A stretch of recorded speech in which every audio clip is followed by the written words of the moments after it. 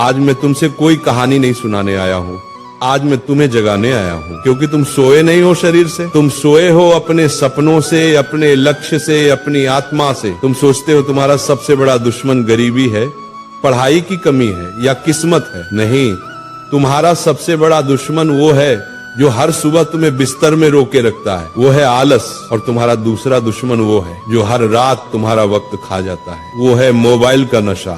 आज इस धरती पर लाखों बच्चे भगवान से किस्मत मांग रहे हैं, लेकिन भगवान कहते हैं मैंने किस्मत दी थी पर तूने उसे मोबाइल में बर्बाद कर दिया।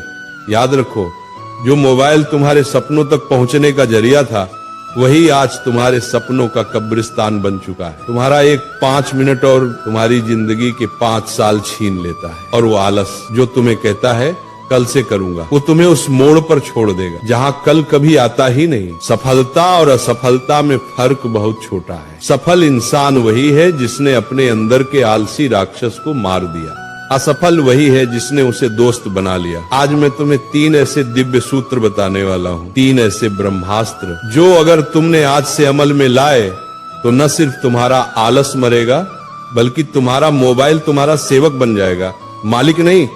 आज का ये प्रवचन सुनने वाला बच्चा या तो अपनी जिंदगी बदल देगा या जिंदगी उसे पीछे छोड़ देगी, क्योंकि समय किसी का इंतजार नहीं करता।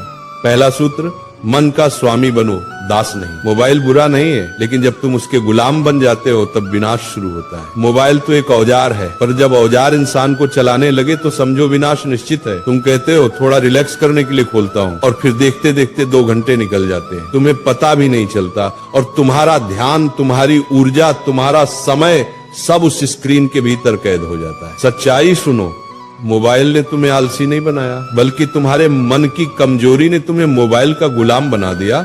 जिस दिन तुमने अपने मन से कहा बस अब मैं मोबाइल का नहीं, मोबाइल मेरा सेवक बनेगा, उस दिन से तुम्हारी आजादी शुरू होगी। दूसरा सूत्र, आलस एक मीठा जहर है। आलस एक ऐसी बीमारी है जो तुम्हारे शरीर को नहीं, तुम्हारे सपनों को खा जाती है। तुम सोचते हो थोड़ी देर में करता हूँ, और वही तुम्हारा सपना मर जाता है। जो लोग कहते हैं मेरा मन नहीं करता, उनसे मैं कहता हूँ, अरे मन नहीं करेगा तो मंजिल कैसे मिलेगी? मन तो हमेशा आराम चाहता है, लेकिन महानता हमेशा असुविधा के भीतर जन्म लेती है। जब थक जाओ याद करो अपने माता पिता के त्याग को, जिन्होंने अपने सपने कुर्बान कर दिए ताकि तुम अपने पूरे कर सको। जब मन भागे याद करो अपने सपनों की कीमत को। जब नींद सताए याद करो उस वक्त को जब कोई और पढ़ रहा होगा और तुम सो रहे होगे, और कल वही तुमसे आगे निकल जाएगा। आलस से बड़ी कोई गरीबी नहीं होती। जो अपने समय का सही उपयोग नहीं करता, उसके पास एक दिन पछतावे के सिवा कुछ नहीं बचेगा। तीसरा सूत्र, कर्म ही धर्म है।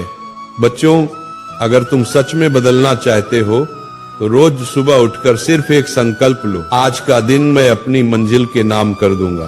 तुम्हें पता है भगवान भी उन्हीं की मदद करता है जो खुद चलने की हिम्मत रखते हैं। मोबाइल से दूरी बनाओ, थोड़ा समय किताबों के साथ बिताओ, थोड़ा वक्त अपने विचारों के साथ अकेले बैठो। जब तुम काम करते हो ना, तो आलस खुद भाग जाता है। जब तुम अपने सपनों के लिए तपते हो ना, तो मोबाइल की स्क्रीन फीकी लगने लगती है। कर्म ही वो दवा है जो आलस और नशे दोनों को खत्म कर देती है। याद रखो, मोबाइल तुम्हारा नौकर है, मालिक नहीं। आलस तुम्हारा दुश्मन है, दोस्त नहीं। अगर आज तुम उठ खड़े हुए तो कल दुनिया तुम्हारे आगे झुकेगी। जिसने अपने आलस को हराया, उसने खुद भगवान को पा लिया। इसलिए बच्चों, आज उठो, अपने हाथ जोड़ो और प्रतिज्ञा करो कि अब मैं आलस और मोबाइल की लत से मुक्त होकर अपने जीवन का निर्माता बनूंगा। सूरज रोज निकलता है, लेकिन उसकी किरणें सिर्फ उसी को छूती हैं जो जागा रहता है।